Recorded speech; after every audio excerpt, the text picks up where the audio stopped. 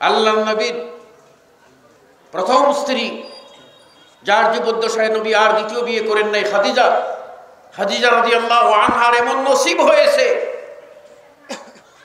খাদিজার এমন নসিব হয়েছে যে জিবরিল আলাইহিস সালাম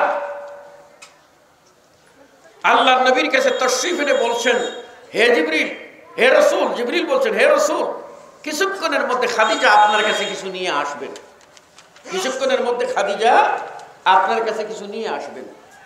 আসলে তাকে দুইটা জিনিস শোনাই দেবেন। কয়টা জিনিস? কয়টা জিনিস? দুইটা।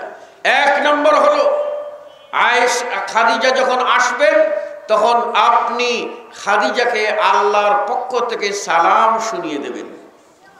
দুনিয়াতে একমাত্র মহিলা খাদিজা রাদিয়াল্লাহু আনহা আয়েশার আল্লাহর পক্ষ থেকে সালাম পেয়েছেন। আল্লাহ সালাম পাঠিয়েছেন।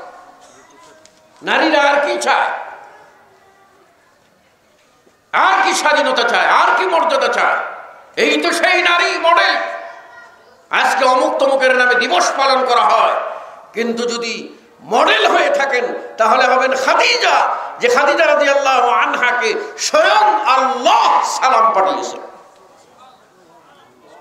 তারপর তাকে বলছেন দ্বিতীয় সংবাদ জানিয়ে দেবে, তার জন্য এমন একটা বেহেশত থাকবে যে এই বেহেশতের মধ্যে কোনো প্রকার চেঁচামেচি সুরগুর কিচ্ছু থাকবে না, নিরিবিলি আরামের বেহেশত থাকবে। সম্মানিত সুধীমণ্ডলী, বলছিলাম আরেকটা সুসংবাদ পেয়েছেন আয়েশা, যার উপরে জিনার অপবাদ দেওয়া হয়েছিল, আল্লাহ কোরআনের আয়াত নাজিল করে তার পবিত্রতা ঘোষণা করেছেন।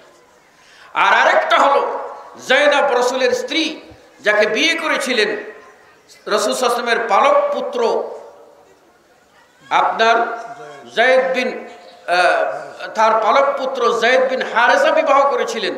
আর কোরআনুল কারীমে কেবলমাত্র লক্ষাধিক সাহাবের ভিতরে একজন সাহাবের নাম আসে, তিনি হলেন যায়েদ।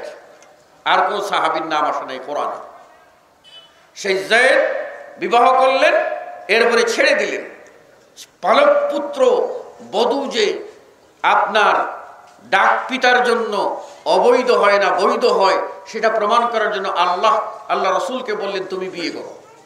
রাসূল সাল্লাল্লাহু আলাইহি ওয়াসাল্লাম ইতস্তত করলেন, আমি বিয়ে করব, এটা ছেলের বউ বিয়ে করব।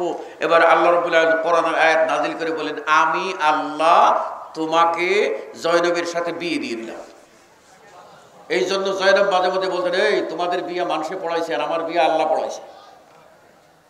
তোমাদের বিয়ে কে পড়াইছে? মানুষে পড়াইছে, জমিনে হইছে, আর আমার বিয়া শুছে আসমানে, আর পড়াইছে আল্লাহ। বলবো না সময়, আমার আলোচনার শেষ মুহূর্তে এসে, যেহেতু সময় কম, আমাকে বিদায় নিতে হচ্ছে।